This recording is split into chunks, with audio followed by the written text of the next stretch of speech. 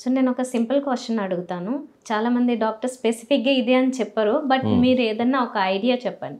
చాలామంది ఈ పేస్ట్, ఆ పేస్ట్ అని ఏవో రకరకాల పేస్టులు వాడుతున్నారు. ఇవేవి మంచిది కాదు అని కొంతమంది ఇంకా ఆయుర్వేదం స్టైల్‌లో ఇంకేవో వాడతారు. పొడులు వాడుతున్నారు. ఏది బెటరు? పేస్ట్ని బట్టి ఉండదు. ఆ! పేస్ట్ని బట్టి ఉండదు. Again time and effectiveness. ఎలా ఎలా చేస్తున్నారు అనే దాని మీద డిపెండ్ అయి ఉంటుంది కానీ పేస్ట్ని బట్టి ఉండదు.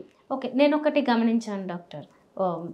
మనం వాడే టూత్‌పేస్ట్‌లో కూడా 12 అవర్ ప్రొటెక్షన్, 24 అవర్స్ ప్రొటెక్షన్ అని ఉంటుంది. దాన్ని బట్టి ఈ ఫ్రెష్‌నెస్ డిపెండ్ అయ్యి ఉంది అనేది అనిపించిన ఎక్స్‌పీరియన్స్.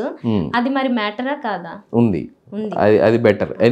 అది ఏంటంటే ఆ పన్ను మీద ఒక లేయర్ ఫామ్ అవుతుంది. మనం బ్రష్ చేయంగానే సింపుల్ ఒక వైట్ లేయర్ ఫామ్ అవుతుంది. లేయర్ ఫామ్ అయిన దాని మీద గార పట్టడం కానీ గార గట్టిపడడం కానీ ఇలా అవుతుంది అనమాట. సో అదేంటంటే 12 to 14 అవర్స్ ఎఫెక్టివ్ ఉంటుంది. ఆ లేయర్ అనేది 12 to 14 అవర్స్ ప్రొటెక్షన్ ఉంటుంది. అందుకని మార్నింగ్ ఒకసారి ఈవినింగ్ ఒకసారి బ్రష్ చేయమనేది. ఓకే. 12 అవర్స్ ప్రొటెక్షన్ అది. ఓకే. అన్ని పేస్ట్‌లు ఆ ప్రొటెక్షన్ ఇవ్వవు కదా, కొన్ని ఇస్తాయి. Based on fluoride condition. దాంట్లో ఉన్న ఫ్లోరైడ్ కంటెంట్ వల్ల దాని ప్రకారం 12 అవర్స్ ప్రొటెక్షన్ అంటారు, 24 అవర్స్ ప్రొటెక్షన్ అంటారు. ఓకే. ప్రొటెక్షన్ పెరిగే కొద్దీ కెమికల్స్ పెరుగుతాయా? ఈజీగా. కొన్ని పేస్టుల్లో సోడియం లారల్ సల్ఫేట్ అని ఉంటుంది.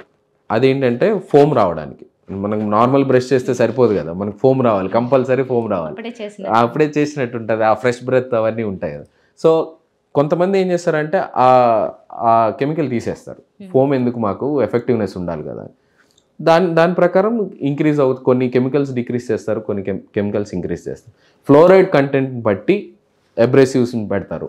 అబ్రెసివ్స్ ఉంటాయి దాంట్లో, మైనర్ అబ్రెసివ్స్, రుద్దేటప్పుడు ఎఫెక్టివ్ ఉండాలి అని చెప్పి.